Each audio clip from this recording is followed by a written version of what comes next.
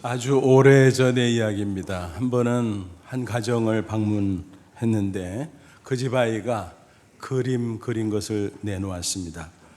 도화지에 동그라미를 잔뜩 그렸어요. 그래서 이상해서 이게 무슨 그림이지 물었더니 하나님의 눈이라는 거예요.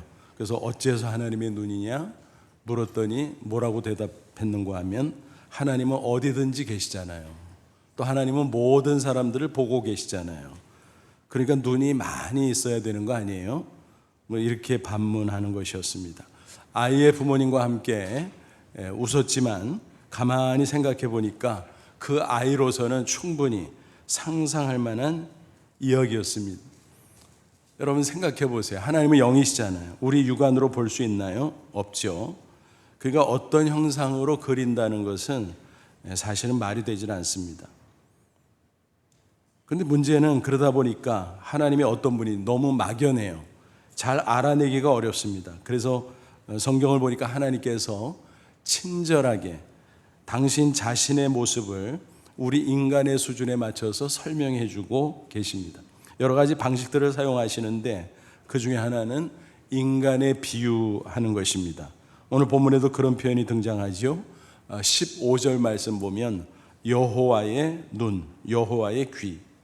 여러분 하나님에게 무슨 눈이 있고 귀가 있겠습니까? 그죠?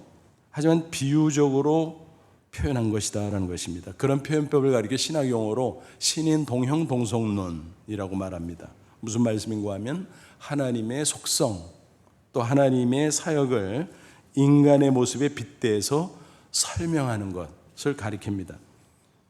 그런 것 가운데 자주 등장하는 표현 뭔가요? 하나님의 손이죠. 이사야 41장 10절은 증거합니다. 두려워하지 말라. 내가 너와 함께하면 놀라지 말라. 나는 내 하나님이 됨이라. 내가 너를 굳세게 하리라. 참으로 너를 도와주리라. 나의 의로운 오른손으로 너를 붙들리라 그랬습니다. 여러분 하나님에게 오른손이 있대요. 하나님은 영이시니까 실제로 손이 있을 리 만무하죠. 그러니까 의인법이라는 것입니다. 손은 어떻습니까? 힘이 있어서 어떤 일을 수행하죠. 그러니까 하나님의 손은 하나님의 능력을 의미하는 거구나. 맞습니다. 근데 왜 굳이 오른손이라 그랬을까? 왼손보다 오른손이 더 힘이 세잖아요. 그러니까 하나님의 강력한 능력을 의미하는구나. 맞습니다.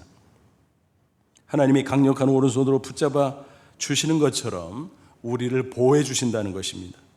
그러니까 그 하나님을 의지할 수 있다면 전혀 두려워하지 않아도 된다라고 하는 것입니다. 그러면 하나님의 눈, 또 하나님에게는 어떤 의미일까요? 또 하나님의 눈과 귀를 의식한다면 우리는 어떤 자세로 살아야 마땅할까요? 오늘 본문 성경을 통해서 함께 살펴보고 은혜를 나누고자 합니다. 시편 34편이죠. 누구의 시인가요? 다윗이죠. 다윗. 타이틀을 보니까 이 시의 배경을 해설해 놨어요. 다윗이 아비멜렉 앞에서 미친 채 하다가 쫓겨나서 지은 시라고 했습니다. 그 사건은 블레셋의 왕 아기스와 마주친 후에 구사일생한 사건입니다. 사무엘상 21장에 기록되어 있죠. 근데 아비멜렉인데 왜 아기스라 그러나 의문을 가질 수 있겠죠. 여러분 바로 왕 성경 보니까 여러 명이죠. 왜 그럴까요? 바로는 왕의 칭호예요. 킹이라는 말입니다. 그러니까 블레셋도 여러 성읍으로 구성된 연합국가인데 각 성읍에 왕이 있었어요.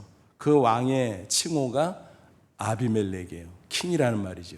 근데 왕인데 개별적인 이름이 있잖아요. 그게 아기스라는 것입니다. 그러니까 아비멜렉인데 그 이름은 아기스. 바로 그 아기스 왕과 그 신하들 일행과 다윗이 마주쳤어요. 붙잡히면 죽는 거였죠. 근데 구사일생으로 살아난 사건, 그게 이 시의 배경인 것입니다. 잘 아시는 대로 다윗은 사울왕의 핍박을 받아서 피신을 하는 신세였잖아요. 사울이 하도 엉터리라서 하나님께서 그를 폐위시키겠다고 작정하셨어요. 그리고 다음 왕은 다윗이다 선언하셨습니다. 그 사실을 알아채린 사울이 다윗을 정적으로 여기고 핍박을 넘어서 아예 죽이려고 혈안이 됩니다. 다윗은 누굽니까? 그 당시에 이스라엘의 적대 국가인 블레셋을 쳐부순 영웅입니다. 장군 중에 장군이죠. 또 자초지종 다 말씀드릴 수 없지만 사울이 다윗을 사위로 삼았어요. 그러니까 왕의 사위, 부마가 된 거예요. 그런데도 죽이려고 애를 썼다라는 것입니다. 그러니까 다윗이 얼마나 괴로워요. 정신적으로도 괴롭고 신체적으로도 괴롭고 너무너무 괴로운 거예요. 그래서 괴로워하다가 피신을 하다 어떻게 하죠? 국경을 넘어서 블레셋 땅으로 갑니다. 적국인데 오죽하면 그랬을까라는 생각도 해보지요. 그런데 블레셋 여러 성읍 가운데 하나인 가드의 왕 아기스 그리고 신하들과 딱 마주치게 되었다라는 것입니다. 신하들은 척보고 알아차렸어요. 왜냐하면 워낙 유명한 장군이니까. 저 다윗인데 다윗 우리의 원수잖아. 왕이요 명령만 내리십시오. 당장 붙들어다가 처단해야 됩니다. 근데 다윗이 그때 기지를 발휘해요. 대문짝에 그적거리고 또 침을 질질 흘려서 수염으로 내려가요. 그 흘러가는 모습을 보면서 아기스가 야 이 녀석들아 정신 나갔냐. 저 재수 없는 미치광이 아무리 적국의 장수라지만 그렇게 그럴 수는 없지. 썩 물러가게 해라. 재수 없다. 이런 식으로 명령을 합니다. 그렇게 해서 다윗이 위기를 모면하게 되었다는 것입니다. 그는 아마도 아기스 일행과 마주쳤을 때 아찔했을 것입니다. 야, 잡히면 죽는다. 그랬겠죠. 겉으로는 미친 척을 했지만 속으로는 얼마나 간절히 기도했을까요? 물론 소리를 내지 못한 가운데 속으로 기도했겠죠. 그런데 하나님께서 그 기도를 들으셨어요. 그리고 위기일발의 상황에서 건진받을 수 있었다는 것입니다. 그것은 정말 놀라운 체험이었습니다. 다윗은 너무 감격했습니다. 그 기쁨과 감사를 담아서 이 시를 썼다는 것입니다. 그리고 독자인 백성들, 성도들을 향해서 권면합니다. 우리 다 같이 찬양하자. 하나님을 찬양하자. 그리고 고난과 역경 가운데 있을 때 절대로 낙심하지 말라. 하나님을 믿음으로 바라보라. 그리고 하나님께 기도하라. 이런 식으로 간증을 담아서 권면을 하고 있습니다. 다윗은 하나님이 어떤 분이 설명하기 위해서 하나님의 눈, 하나님의 귀라는 비유법을 동원했던 것입니다. 결론부터 말씀드리면 뭔가요? 하나님의 눈과 귀는 하나님의 능력 그리고 하나님의 사랑을 의미하는 것이었습니다. 15절 보세요. 여호와의 눈은 의인을 향하시고 그의 귀는 그의 부르짖음에 기울이시는도다. 하나님의 눈 뭘까요? 전지전능성을 가리키는 것입니다. 하나님은 모든 것을 다 아시기 때문에 우리를 살펴보시고 어려움이 없나, 병들진 않았나, 위험한 일은 없나 그러면서 보살펴 주시고 도와주십니다. 여러분 지금 지구상에 몇 명이 있어요? 70억이 넘는 인구가 있잖아요. 정말 그 가운데 나는 한강 백사장, 옛날 얘기입니다만 그 안에 모래 하나만도 못해요. 그죠? 그럼에도 불구하고 하나님은 그 모든 사람을 동시에 보시고 개별적으로도 보시고 모든 것을 파악하신다라고 하는 것입니다. 우리 인간은 어떻습니까? 육체적인 한계 때문에 다 못 보죠. 너무 커도 못 보고 너무 작아도 못 보고 또 이 시야에서 벗어나도 못 보고. 하지만 하나님은 마치 그 모든 사람을 각각 한 사람을 보듯이 정확하게 파악하고 일거수일투족을 보시고 그것에 맞춰서 보호해 주신다는 사실입니다. 이런 사실을 믿을 수 있다면 우리는 어떤 고난 가운데서도 위로받을 수 있습니다. 그리고 소망 가운데 하나님을 의지하고 당당히 승리할 수 있다는 사실입니다. 옛날 어린 시절 여름방학이 되면 해마다 시골 외할머니 댁에 가곤 했습니다. 들로 산으로 다니며 곤충 채집을 했습니다. 그때는 방학 숙제가 꼭 곤충 채집이었어요. 또 바다에 나가서 망둥이 낚시도 했습니다. 얼마나 즐거웠던지. 그런데 한 가지 딱 불편한 게 있었어요. 뭘까요? 밤중에 화장실, 그땐 측간이라고 불렀죠. 밤중에 측간 가는 거. 시골 컴컴한데 집에서 멀리 떨어져 있잖아요. 그러니까 혼자 가려니까 너무 무섭죠. 그래서 할머니 같이 가. 할머니가 야 이 녀석아 이제 그 정도 컸으면 혼자 다닐 줄 알아야지. 그래도 무서운 걸 어떻게 해요? 계속 졸라대니까 할머니가 할 수 없이 따라 나섰습니다. 할머니는 밖에 있고 나는 안에 들어가서 볼일 보는데 적막하죠. 사방이 컴컴하죠. 할머니가 뭐 말하겠어요? 가만히 있지. 할머니가 집에 가셨나? 그런 생각이 들어가지고 할머니 하고 불러봅니다. 그럼 할머니가 대답해요. 걱정 마. 이 녀석아 내가 보고 있잖아. 그 한마디를 들으면 어떤가요? 마음이 푹 놓였습니다. 그렇습니다. 할머니가 보고 계신데 뭐가 두렵겠어요? 마찬가지입니다. 하나님이 보고 계신데 뭐가 두렵냐라는 것입니다. 영국의 빅토리아 여왕의 이야기입니다. 19세기는 대영 제국의 최전성기였는데 빅토리아 여왕이 이끌었던 시대 아니었습니까? 그는 지방 순시를 자주 갔다 그래요. 그때마다 기차를 이용했는데 어느 날 밤 비가 너무 쏟아졌는데 비가 그쳤지만 유난히 안개가 짙게 끼었어요. 노련한 1등 기관사가 운전을 하기는 했지만 정신을 집중해서 조심조심 운전할 수밖에 없었습니다. 그런데 갑자기 앞에서 헤드라이트 불빛에 사람 모양이 나타나서 양손으로 막 신호하듯이 이렇게 양팔을 흔드는 것이었어요. 그래서 놀래가지고 아니 무슨 일 있나? 뭐야?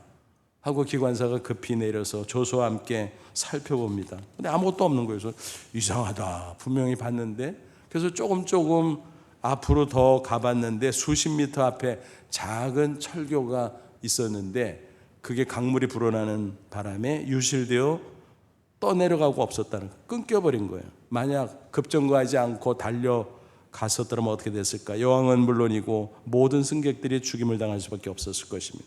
천만다행이죠. 나중에 보니까 헤드라이트 유리에 나방 한 마리가 붙어서 날개를 펄럭거리며 있었던 것입니다. 그게 그렇게 보였던 거지. 그 사실을 알게 된 여왕은 가슴을 쓸어내면서 살아계신 하나님 앞에 감사 찬양을 올렸습니다. 그는 평소에도 하나님을 경외하는 신실한 사람이었지만 그 일로 인해서 더욱더 견고한 신앙을 갖게 되었다라는 이야기가 전해져 내려오고 있습니다. 여러분, 하나님은 항상 우리를 향해서 주목하고 계세요. 나의 작은 움직임 하나까지 탐지하고 계세요. 그러다가 도움이 필요하다 싶으면 얼른 다가오셔서 도와주신다라는 것입니다. 이런 사랑 있게 우리는 안심할 수 있고 고난 가운데서도 위로받고 담대하게 승리할 수 있다는 사실입니다. 또 하나님의 귀는 어떻습니까? 우리를 향한 관심 또 사랑을 의미합니다. 그리고 기도의 응답하심을 나타냅니다. 17절을 보세요. 의인이 외치며 여호와께서 들으시고 저희의 모든 환난에서 건지셨도다. 우리가 괴로우면 하나님 앞에 부르짖어 기도하잖아요. 그럼 응답하시고 도와주시죠. 그런데 때때로 너무 힘들면 기도조차 나오질 않아요. 그래서 겨우 한다는 것이 아버지를 연신 부릅니다. 때로는 주여 하고 외마디를 뱉어냅니다. 심지어는 그것도 안 될 때가 있어요. 이제 신음 같은 그런 작은 소리를 낼 수밖에 없습니다. 아니, 그 소리조차 나오지 않을 때조차 있어요. 하지만 하나님께서 그런 나를 향해서 귀를 기울이시고 그 모든 기도를 들으시고 응답해 주신다라는 것입니다. 놀라운 사랑이요, 완전한 사랑이 아닐 수 없습니다. 어린아이를 둔 엄마의 경우를 한번 생각해 보세요. 항상 아기에게 귀를 기울이죠. 예를 들어서 아기가 잠들어서 누워있을 때는 어때요? 그 틈이잖아요. 그래서 야, 빨리 집안일 하자. 하지만 귀는 항상 쫑긋하고 아기를 향하게 됩니다. 레이더 24시간 돌아가는 것처럼 계속 긴장하고 또 살피죠. 그러다가 응애하고 아기가 소리를 내면 대번에 알아차리고 총알같이 달려갑니다. 아무리 작은 소리라고 할지라도 그 울음소리를 들으면 알아요. 어디가 아픈가? 기저귀 갈아달라는 건가? 배고프다는 거 다 알아요. 여러분, 하나님은 이보다 더 세밀하게 우리를 향해 귀를 기울이고 있다는 사실입니다. 이사야 58장 9절 내가 부를 때 나 여호와가 응답하겠고 내가 부르짖을 때 말하기를 내가 여기 있다 하리라. 마치 대기하고 계셨던 것처럼 오냐 나 여기 있어. 내가 도와줄게. 괜찮아. 라고 나서신다라는 것입니다. 하나님은 이처럼 우리를 정말 사랑하시는데 어느 정도냐 하면은 대속물로 독생자 예수를 내어주실 정도다라는 것입니다. 십자가에. 로마서 8장 30절 바울이 증거하지요. 자기 아들 예수를 아끼지 아니하시고 우리 모든 사람을 위해 내어주시니가 어찌 그 아들 예수와 함께 모든 것을 우리에게 주시지 아니하겠느냐. 우리를 죄와 사망에 구원하기 위해서 독생자 예수를 인간으로 보내시고 십자가에 피 흘려 죽으심으로 우리의 죄값을 대신 치르는 대속물이 되게 하셨다면 뭐가 아깝겠습니까? 이미 다 주셨는데. 그러니까 우리의 모든 것을 다 책임지고 다 베풀어 주실 수 있는 하나님이다. 무한사랑 절대사랑입니다. 그래서 예수님을 믿음으로 하나님의 자녀가 된 우리는 절대로 하나님으로서는 잊을래야 잊을 수 없는 존재가 되었다는 사실입니다. 이사야 49장 15, 16절 여인이 어찌 그 젖먹는 자식을 잊겠으며 자기 태에서 난 아들을 긍휼히 여기지 않겠느냐. 그들은 혹시 잊을지라도 젖먹이 아기를 둔 어미가 어찌 그 자식을 잊어버리겠어요? 그럴 수 없죠. 그런데 혹시 있다고 할지라도 나는 너를 잊지 아니할 것이라. 내가 너를 내 손바닥에 새겼고 너의 성벽이 항상 내 앞에 있나니. 잊어버리지 않으려고 손바닥에 딱 적어놓잖아요. 그것처럼 내가 너를 그렇게 살펴보고 있다. 성벽은 우리를 지켜주는 거잖아요. 그 성벽을 똑똑히 지켜보고 있다. 그러니까 우리를 살피고 우리를 보호해 주신다라는 것입니다. 그러니까 좀 더 아기 엄마의 이야기를 연이어가면요, 엄마는 항상 아기에게 관심이 있잖아요. 그리고 자기의 시야 안에 둬요. 그죠? 자기가 이렇게 눈으로 볼 수 있는 그 안에 아기를 두지 절대로 시야 밖에 두질 않습니다. 또 청야 안에 둬요. 청야라는 말을 잘 안 쓰지만 들을 수 있는 범위이죠. 여러분, 우리 인간은 시야와 청야가 너무 좁아요. 이게 각도로도 어느 정도를 벗어나면 안 보이지만 너무 커도 안 보이고 너무 작아도 안 보이고, 그죠? 소리도 마찬가지예요. 너무 큰 소리도 안 들려요. 너무 작은 소리도 안 들려요. 그러니까 좁아요, 인간은. 그러나 하나님은 무한대예요. 무한대 시야, 무한대 청야. 그러므로 우리의 모든 것을 보시고 우리의 모든 소리를 들으신다라고 하는 것입니다. 일거수일투족 작은 움직임이라도 우리의 작은 소리까지라도 놓치지 않는다라는 것입니다. 우리의 언행심사 모든 것은 하나님의 시야 안에 있습니다. 하나님의 청야 안에 있습니다. 그런 가운데 우리에게 도움이 필요하다 싶으면 즉시 다가오셔서 도와주신다라고 하는 사실입니다.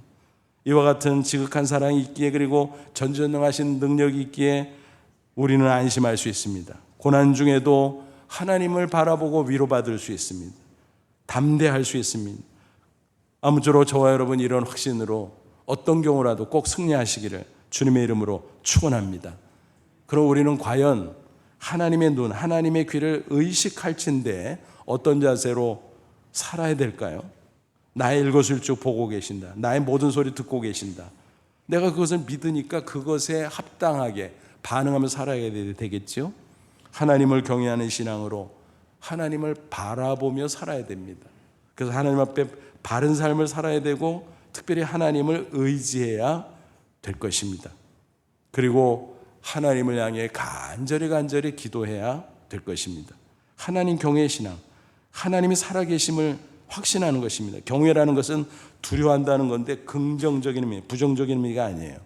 그래서 하나님이 살아계시니까, 전지전능자니까 사실 두렵잖아요. 근데 그분이 우리의 아버지야, 우리의 보호자야. 그래서 믿음으로 바라보는 것을 의미하는 것입니다. 그럴 때 하나님의 능력을 힘입을 수 있습니다. 9절 10절 보세요. 너희 성도들아 여호와를 경외하라. 그를 경외하는 자에게는 부족함이 없도다. 그래서 하나님을 믿음으로 바라보면 다 채워주신다라는 게 필요한 것. 그래서 부족함이 없다 그랬는데 어떤 비유법을 동원합니까? 젊은 사자는 궁핍하여 줄일지라도 여호와를 찾는 자는 모든 좋은 곳에 부족함이 없으리라. 사자는 밀림의 왕자잖아요. 모든 동물이 다 먹잇감이야. 근데 어떻게 궁핍하고 어떻게 줄이겠어요? 그런데 젊은 사자, 늙은 사자는 혹시 이빨 빠져가지고 힘이 빠져가지고 동물 못 잡아먹을 수도 있지만 젊은 사자는 그럴 수가 없잖아요. 근데 혹시 젊은 사자도 동물의 씨가 마르면 그럴 수 있겠지요. 줄이는 경우가 있을지라도 여호와를 찾는 자는 모든 좋은 곳에 부족함이 없다. 하나님을 찾으면, 하나님을 믿음으로 바라보면 하나님이 부족함을 채워주심으로 말미암아 다 그 부족함을 극복하고 풍성한 가운데 살아갈 수 있다라고 하는 것입니다. 특별히 다윗은 어떻게 했습니까? 그 하나님의 살아계심을, 역사하심을 몸소 체험했습니다. 그는 그것을 간증하면서 독자인 성도들에게 권면해요. 그 하나님을 믿어도 좋다. 믿음으로 바라봐라. 그리고 함께 주시고 도와주심을 체험해봐라 라고 말합니다. 8절, 너희는 여호와의 선하심을 맛보할지어다 그에게 피하는 자는 복이 있도다. 맛보할지어다, 체험하라는 거예요. 하나님의 임재, 살아 역사하심, 그것을 도우심, 그것을 체험하라는 것입니다. 그래서 우리 기독교 신앙을 체험 신앙이라고 하잖아요. 이론 지식이 아니에요. 물론 성경 지식이 필요해요. 그러나 성령께서 역사하심으로 거기서 우리가 깨닫고 은혜를 받고 힘을 얻고 그것을 우리 삶에 적용하고 살아갈 때 살아계신 하나님의 놀라운 역사를 체험하게 된다는 것입니다. 거기까지 가야 제대로 신앙생활하는 것입니다. 다윗은 그것을 체험하고 성도들에게 권면하고 있습니다. 한번 체험해봐. 하나님 살아계셔. 전지전능하신 분이야. 사랑이 엄청 많으신 분이야. 하나님을 바라보면 도와주실 거야. 그렇게 당부하고 있습니다. 그러면서 이어서 하나님을 바라볼 뿐만이 아니라 그를 향해서 간절히 부르짖어 기도하라. 하나님은 귀를 기울이고 있다라고 말씀합니다. 6절 7절, 이 곤고한 자가 부르짖으며 여호와께서 들으시고 그 모든 환난에서 구원하셨도다. 여호와의 천사가 주를 경외하는 자를 둘러진치고 그들을 건지시는도다. 이 곤고한 자는 다윗 자신을 가리켜요. 내가 해봤잖아. 내가 체험했잖아. 내가 블레셋 왕 그 일행 만나서 붙잡혀 죽을 뻔했어. 위기일발이었어. 근데 간절히 하나님을 향해 바라보고 기도하니까 하나님이 도와주셨잖아요. 천사의 군대를 보내주셨잖아.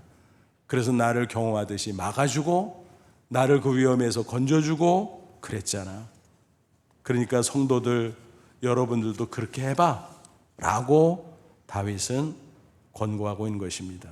그런데 다윗은 한 가지 짚고 넘어갔습니다. 당부하는 거지요. 꼭 기억하라고. 17절 19절 보니까 의인이 부르짖으며 여호와께서 들으시고 그들을 모든 환난에서 건지셨도다. 이건 앞에도 읽었고요. 기도하면 하나님 응답한다는 건데 19절에 뭐라고 부연해서 말씀하는가 하면 의인은 고난이 많으나 여호와께서 그 모든 고난에서 건지시는도다. 여러분, 우리가 특별히 초신앙 때 교회 다니면서도 미신 믿는 경우가 있어요. 뭐 무속 주술 이거 말고 교회 다니면서도 여러분 미신은 뭐냐면요, 아닌 걸 믿는 거예요. 틀린 걸 믿는 거예요. 그게 미신이에요. 그러니까 세상의 미신도 그렇지만 교회 다니면서도 미신을 믿는 경우가 있어요. 뭐냐면 성경을 잘 몰라서 비성경적인 것이 마치 기독교 신앙인 것처럼 착각하고 오해하고 믿는 것입니다.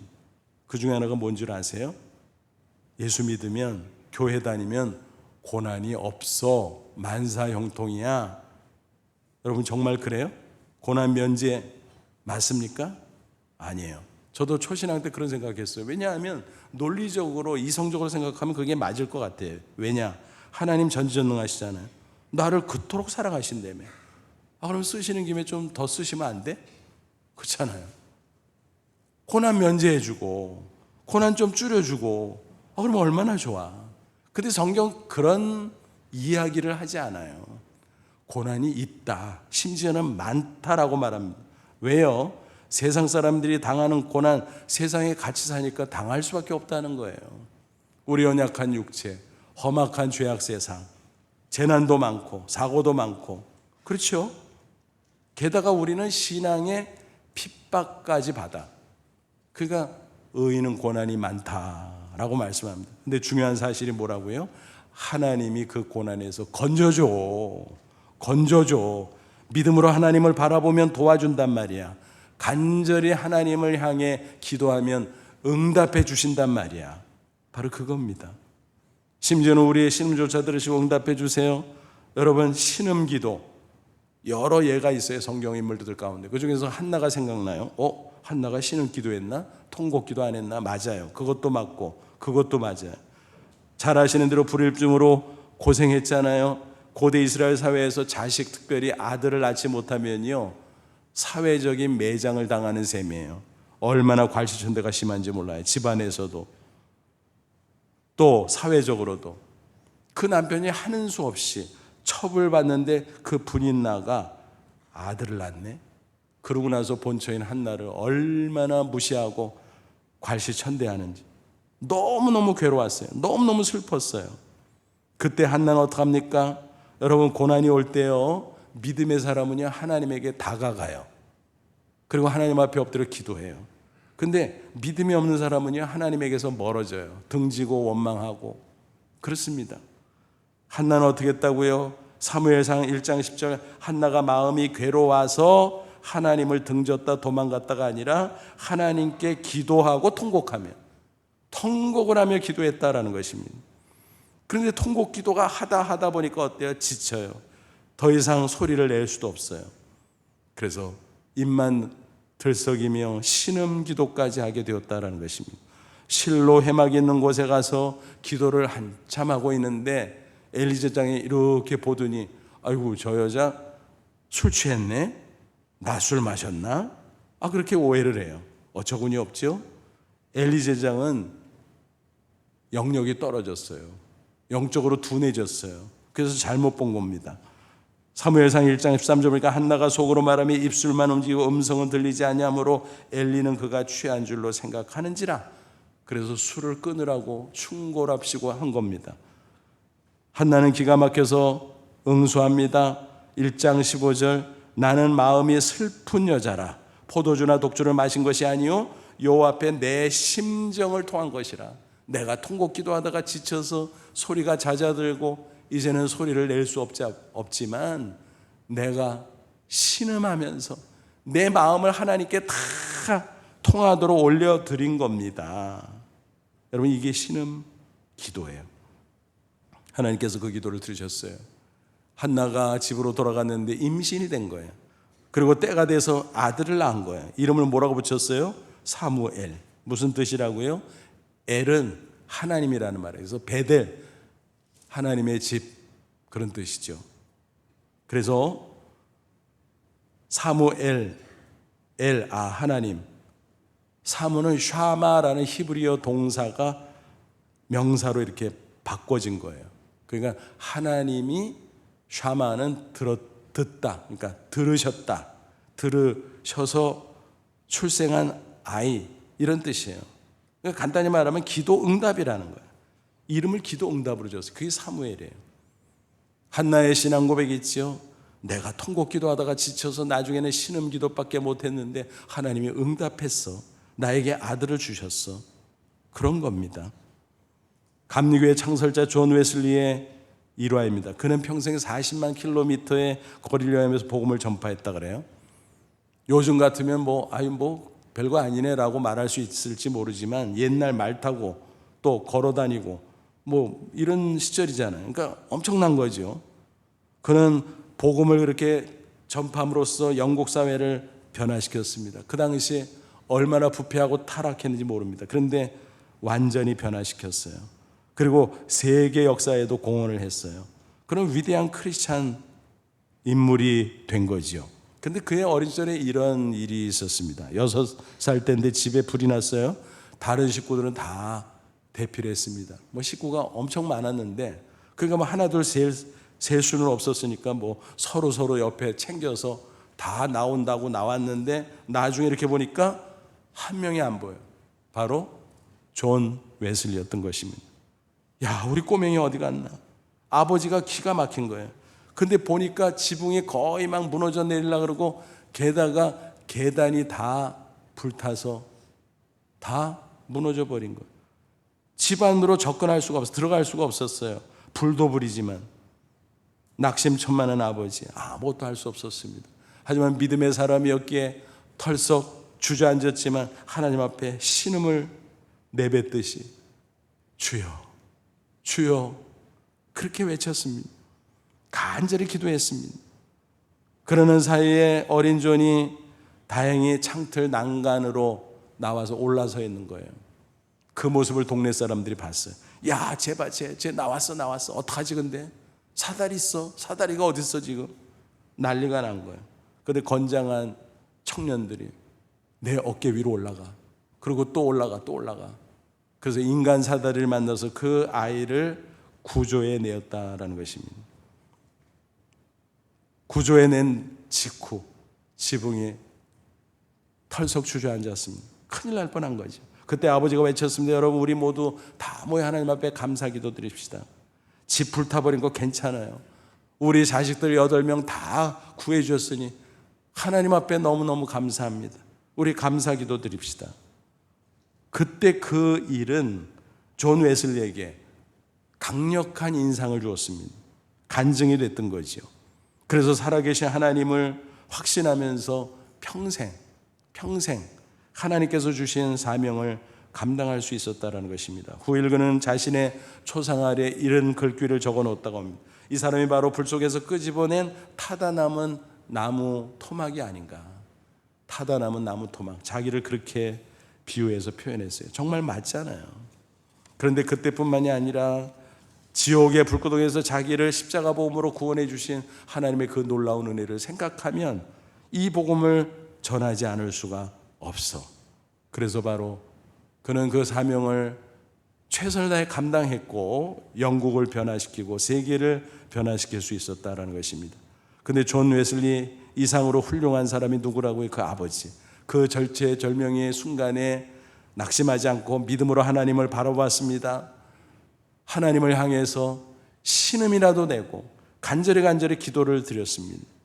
그때 아들을 구했을 뿐만이 아니라 가문을 변화시키고 영국을 변화시키고 세계를 변화시킬 수 있었다라고 하는 것입니다. 여러분, 그렇습니다. 나는 약하지만 내 기도를 들으신 하나님은 위대하십니다. 살아계십니다. 전지전능하신 분입니다. 그러므로 하나님이 원하시면 얼마든지 놀라운 역사가 나타날 줄로 믿습니다. 그러므로 여러분, 어떤 상황에서도 낙심하지 말고 하나님의 눈과 하나님의 귀를 의식하며 살아가시기 바랍니다. 경외의 신앙으로 믿음으로 하나님 바라보고, 하나님 우리에게 귀를 기울이시니까 하나님을 향해서 기도하고, 통곡하십시오. 지치시면 신음하십시오. 신음도 나오지 않으면 마음을 통하십시오. 하나님께서 분명히 우리의 기도를 들으시고 하나님께서 우리에게 맞춰서 역사에 주실 줄로 믿습니다. 우리가 즐겨 듣기도 하고 부르기도 하는 복음송 가운데 주만 바라볼지라, 그 찬양이 있잖아요. 하나님의 사랑을 사모하는 자. 참 감사하게 그 찬양곡이요, 미국 장로교회 PCUS의 2013년 새 찬송가를 제작하는데 거기에 수록이 됐어요. 그 사람들도 좋아하나 봐요. 근데 저는 개인적으로 그 후렴이 너무너무 좋아요. 곡도 좋지만 가사가, 야, 진짜 우리의 신앙 고백, 오늘 성경 본문과 딱 일치하는구나 싶습니다. 하나님 사랑의 눈으로 너를 어느 때나 바라보시고 하나님 인자한 귀로서 언제나 너에게 기울이시니 어두움에 밝은 빛을 비춰주시고 너의 작은 신음에도 응답하시니 너는 어느 곳에 있든지 주를 향하고 주만 바라볼지라. 이 찬양 부를 때마다 하나님을 바라보고 하나님께 기도하고 하나님의 도우심으로 꼭 승리하시기를 축원합니다. 기도회관에서 묵상하다가 문득 이런 생각을 해봤어요. 우리가 막 함께 모여서 통성기도할 때 있잖아요. 우리 교회도 금요기도회 같은 때 큰 소리로 그냥 너도 나도 공동 기도 제목을 가지고 할 때도 표현이 다르고 또 내 나름대로 내용이 달라지잖아요. 그럼 뭐 와글와글 돼서 그거 알아듣겠어요? 헷갈리고. 근데 그건 인간 생각이고 하나님은 절대로 헷갈리지 않으세요. 아무리 많이 모여서 소리를 지르고 통성기도해도 한 사람 한 사람의 그 기도 세밀한 부분까지 다 들으신다는 사실을 기억하시기 바랍니다. 전지전능하시기. 그래서 그것에 맞춰서 응답해 주신다는 사실을 믿으시기 바랍니다. 또 이런 생각도 해봤어요. 우리는 낮밤 이렇게 되는데 지구가 돌아간다고 생각하면 항상 낮이야. 낮. 하나님은 그러니까 계속 낮을 챙겨야 돼요. 그죠? 낮에 기도하잖아요, 사람. 밤에는 자잖아요. 그러니까 하나님은 밤도 낮이고 낮도 낮이야. 어휴, 그래서 하나님 못 주무시는구나. 맞습니다. 뭐 주무실 필요도 없어요. 시편 121편 1절로 4절 내가 사냥하는 눈을 들지나 나의 도움이 어디서 올까? 나의 도움은 천지를 지신 여호와에게서로다. 여호와께서 너를 실족하지 아니하게 하시며 너를 지키시는 이가 졸지 아니하시로다. 이스라엘을 지키시는 이는 졸지도 아니하시고 주무시도 아니하시리로다. 아멘. 그러므로 여러분 아무 염려 말고 언제서 무엇을 하든지 나를 보고 계신 하나님, 나에게 귀를 기울이고 계신 하나님을 경외하는 마음으로 믿음으로 바라보시기 바랍니다. 그리고 그 도우심을 받으시기 바랍니다. 그리고 우리의 모든 기도, 심지어 신음소리조차 들으시는 하나님 앞에 간절히 기도하시기를 바랍니다. 절대로 소외감 느끼지 마세요. 우리가 인간적으로는 너무 고난과 역경과 어려운 처지에 있으면요, 나만 홀로 고난당하는 것 같아서 소외감을 느낄 때가 있어요. 야, 나한테 사람들이 관심을 안 갖는구나. 아무도 나를 도와줄 리가 없구나. 근데 어떤 때 가만히 보면요, 내가 스스로 사람을 피할 때도 있어요. 사람 만나기가 싫은 거야. 여러분, 인간적으로 이런 소외감 느끼는 것도 가급적 그렇게 하지 말아야 되겠지만요, 최소한 하나님으로부터는 영적인 소외감을 절대로 느끼시면 안 돼요. 그러면 승리할 길이 없어요. 아까 말씀드렸잖아요. 하나님의 시야 무한대요. 그 안에 우리 다 들어있어요. 우리의 문제도 다 들어있어요. 하나님의 청야, 하나님이 들으실 수 있는 소리, 그 안에 우리 다 들어있어요. 그러므로 우리의 일거수일투족 하나님 다 아십니다. 다 아세요. 또 우리의 작은 소리까지 다 들으세요. 그러므로 우리가 영적인 소외감 가질 필요도 없고 가져서도 안 돼요. 아무쪼록 오늘 말씀을 마음속에 새기면서 하나님의 눈, 하나님의 귀를 의식하며 믿음으로 하나님을 바라보시기 바랍니다. 그리고 하나님을 향해 간절히 기도하시기 바랍니다. 그래서 어떤 상황에서도 꼭 승리하다가 승리의 삶 마치고 저 천국에 당당히 들어갈 수 있는 저와 여러분 다 되시기를 주님의 이름으로 축원합니다. 기도하겠습니다.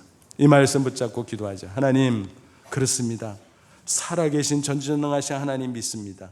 나를 사랑하신 아버지 하나님 믿습니다. 그 눈으로 나를 지켜보시고 그 귀로 나의 작은 신음조차 들으심을 믿습니다.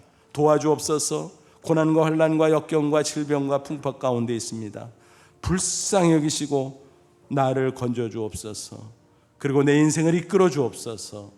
천국 가는 그날까지 광야 인생길에 당당히 승리 또 승리하게 하시고 하나님 언젠가 부르시면 할렐루야 찬송하며 천국에 들어가는 저희들 되게 하옵소서.